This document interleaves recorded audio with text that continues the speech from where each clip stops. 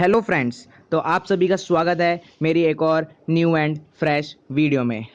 Guys, तो आज इस वीडियो में हम करने वाले हैं part 2 of metals and non metals. Guys, part 1 पहले ही हो चुका है। अगर आपने पार्ट 1 नहीं देखा है तो लिंक मैं डिस्क्रिप्शन में दे दूंगा, आप लोग वहाँ से जाकर उस वीडियो को देख सकते हैं। तो चलिए दोस्तों, आज का हमारा लेक्चर स्टार्ट करते हैं। तो गाइस, आज हम पढ़ने वाले हैं नॉन मेटल्स के बारे में।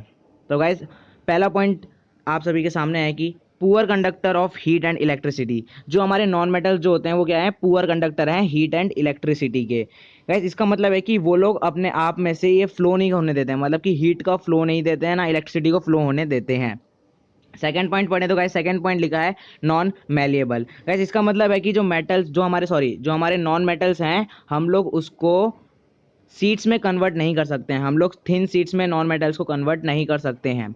नॉन डक्टाइल, इसका मतलब है कि गाइस कि हम लोग उनको ड्रॉ नहीं कर सकते हैं थिन वायर्स में। और नॉन सोनोरस का मतलब है गाइस कि ये लोग रिंगिंग साउंड प्रोड्यूस नहीं करते हैं जब भी हम इनको किसी चीज़ से टकरवाते हैं। ठीक है गाइस, तो थर्ड पॉइंट देखें तो गाइस लिखा है ब्रिटल। गाइस, तो एक ये न्यू प्रॉपर्टी है। ये प्रॉपर्टी हमने मेटल्स में नहीं पढ़ी थी क्योंकि मेटल्स ब्रिटल नहीं होते हैं, लेकिन नॉन मेटल्स के लिए एक न्यू प्रॉपर्टी है जिसका नाम है ब्रिटल। और इसका मतलब है कि छोटे छोटे पीसेस में जो हमारे सब्सटेंस जो होते हैं वो डिवाइड हो जाते हैं जब भी हम इनको हैमर करते हैं या हम इनको स्ट्रेच करते हैं। ठीक है, तो ये इस वाली प्रॉपर्टी को हम लोग बोलते हैं ब्रिटल। पर गाइस, आपको इस प्रॉपर्टी में एक और चीज़ याद रखनी है कि ये प्रॉपर्टी सिर्फ सॉलिड सब्सटेंस के लिए मतलब वर्क करती है। मतलब कि नॉन मेटल जो सॉलिड फॉर्म में होंगे सिर्फ उन्हीं के पास ये ब्रिटल वाली प्रॉपर्टी होगी, लिक्विड और गैसेस वालों के पास नहीं होएगी। गाइस, अब लास्ट सेकंड प्रॉपर्टी देखो, लिखा है soft and dull appearance. Guys, soft and dull appearance होता है, डल अपीयरेंस का मतलब कि इनके पास शाइनी सरफेस नहीं होता है। ठीक है, और लास्ट लिखा है इलेक्ट्रोनेगेटिव एलिमेंट्स। गाइस, तो इलेक्ट्रोनेगेटिव एलिमेंट्स का मतलब है कि ये लोग इलेक्ट्रॉन्स गेन करते हैं, ये लोग इलेक्ट्रॉन्स गेन करते हैं। और इलेक्ट्रॉन्स गेन करते हैं तो इलेक्ट्रॉन्स के पास नेगेटिव चार्ज होता है, तो नेगेटिव चार्ज गेन करते हैं ये लोग, और नेगेटिव चार्ज गेन करते हैं इसलिए इनको कह देते हैं इलेक्ट्रोनेगेटिव एलिमेंट्स। तो चलिए दोस्तों, अब कुछ एग्जांपल्स ऑफ नॉन मेटल्स पढ़ लेते हैं। तो एग्जांपल्स हैं carbon, sulphur, phosphorus, silicon, hydrogen, oxygen, chlorine, bromine, iodine, helium, neon and argon. Two allotropic form of carbon are also non metals, diamond and graphite. तो गैस, पहले point में हमने examples पढ़े इसके। तो गैस, पहले पॉइंट से एक ऑब्जर्वेशन हमारे पास आती है। वो ऑब्जर्वेशन ये है कि जो नॉन मेटल्स होते हैं वो तीनों स्टेट्स में होते हैं, यानी कि सॉलिड स्टेट में भी होते हैं, लिक्विड स्टेट में भी होते हैं और गैसेस स्टेट में भी होते हैं। ठीक है, गैसेस स्टेट में भी होते हैं। अगर एग्जांपल की बात करें तो सॉलिड में आप लोग देख सकते हो कार्बन है, सल्फर है, फोस्फोरस। लिक्विड में बात करें तो गाइस एक ही नॉन मेटल है जो लिक्विड में होता है, वो है ब्रोमाइन। ठीक है, और गैस में देखें तो guys hydrogen, oxygen, nitrogen, chlorine, तो ये सब इसमें आ जाती हैं। ठीक है, नियॉन हो गई। तो गाइस, ये तीनों स्टेट में अवेलेबल है। पर अगर हम लोग मेटल्स की बात करें गाइस, तो मेटल्स में सिर्फ सॉलिड स्टेट में होते हैं सब लोग। बस एक मरकुरी ऐसा मेटल है जो कि लिक्विड स्टेट में होता है रूम टेम्परेचर पे। ठीक है गाइस।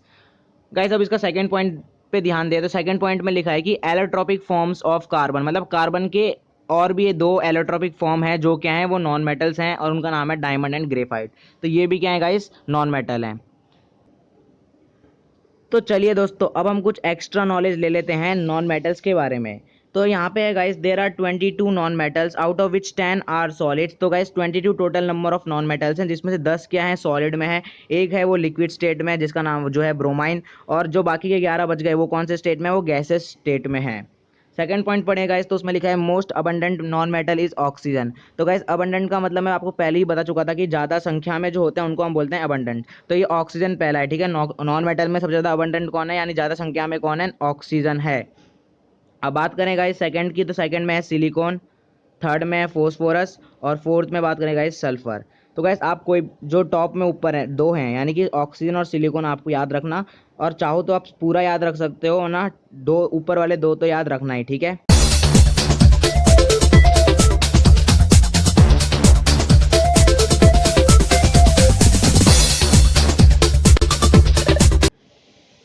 तो चलिए दोस्तों, अब कुछ importance of non metals in our life को जान लेते हैं।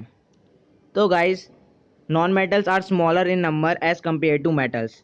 गाइस, तो हमने देखा नॉन मेटल सिर्फ 22 हैं। देखो 118 टोटल हैं, जिसमें और ये डिवाइड हुए हैं तीन चीज़ में, है ना गाइस। एक है metalloids, metals and non metals. तो गैस मेटालॉइड्स तो ज़्यादा है नहीं, वो तो हमको ही पता है। तो गैस ज़्यादा बहुत ज़्यादा संख्या में कौन से हैं, मेटल्स हैं। तो नॉन मेटल्स भले ही कम हो नंबर में, लेकिन जो उनका रोल है हमारी लाइफ में वो बहुत ही ज़्यादा इंपॉर्टेंस है, मतलब कि बहुत ज़्यादा इंपॉर्टेंट है कंपेयर टू मेटल्स से। तो but they play many important role in our life. Okay guys, चलिए सेकंड पैराग्राफ पढ़ते हैं। सेकंड पैराग्राफ में गाइस मैंने एग्जांपल दिए कौन कौन से नॉन मेटल हैं जो हमारी लाइफ में ज़्यादा ही इंपॉर्टेंट रोल प्ले करते हैं। इससे भी हैं, मतलब और भी हैं, लेकिन मैंने 3 इंपॉर्टेंस लिए हैं, सबसे ज़्यादा 3 इंपॉर्टेंस वाले, ठीक है। तो कार्बन की बात करें गाइस, तो गाइस जितने भी हमारे मतलब हमारे बॉडी में जो प्रोटीन्स जो होते हैं, जो कार्बोहाइड्रेट्स है, जो फैट्स है, विटामिन है, एंजाइम्स है, वो सब हैं क्या गाइस, वो सब कार्बन के कंपाउंड्स हैं। और गाइस हमको और आप सभी को पता है कि कार्बोहाइड्रेट्स, प्रोटीन्स, ये सब हमारी लाइफ में क्या रोल प्ले करते हैं, क्योंकि गाइस यही तो हमारी ग्रोथ और डेवलपमेंट देखते हैं। जो प्रोटीन्स, कार्बोहाइड्रेट्स ही हमारी ग्रोथ और डेवलपमेंट में हेल्प करते हैं। तो गाइस यहाँ पे कार्बन का इंपॉर्टेंस आपको पता चल गया होगा। अब बात करते हैं गाइस सेकंड ऑक्सीजन की। तो गाइस ऑक्सीजन का तो किसको नहीं पता, बच्चा बच्चा जानता है कि ऑक्सीजन के बिना हम लोग जी ही नहीं सकते। तो गाइस यहाँ पे ऑक्सीजन भी एक नॉन मेटल है। गाइस अब थर्ड बात करें नाइट्रोजन की, तो गाइस नाइट्रोजन क्या करता है, एटमॉस्फेयर में रेट ऑफ कंबंशन जो होता है उसको रिड्यूस करवाता है, रेट ऑफ कंबंशन को रिड्यूस करवाता है। साथ ही साथ गाइस ये प्रिवेंट करता है रेंसिडिटी, खाने को बुसने नहीं देता है, क्योंकि अगर नाइट्रोजन वहां पे रहेगी, गाइस देखो जो नाइट्रोजन है वो एक आयनट गैस है, एक अनरिएक्टिव गैस है, ठीक है। तो अगर वो खाने के सराउंडिंग रहती है तो ऑक्सीजन को खाने के कांटेक्ट में नहीं आने देती है और इस तरह प्रिवेंट करती है रेंसिडिटी। इसलिए जो हमारी चिप्स ये सब होती है ना, और उसको हम लोग प्लास्टिक के बैग से रैपर करते हैं, तो उसके अंदर भी नाइट्रोजन डाली जाती है ताकि ये खराब ना हो जाए। तो चलिए दोस्तों आज का कंक्लूजन पढ़ लेते हैं। All the metals have similar properties. Guys metals के पास क्या होते हैं, सिमिलर प्रॉपर्टीज होती है। एक मेटल दूसरे मेटल के कंपेयर में क्या है, सिमिलर प्रॉपर्टीज देता है।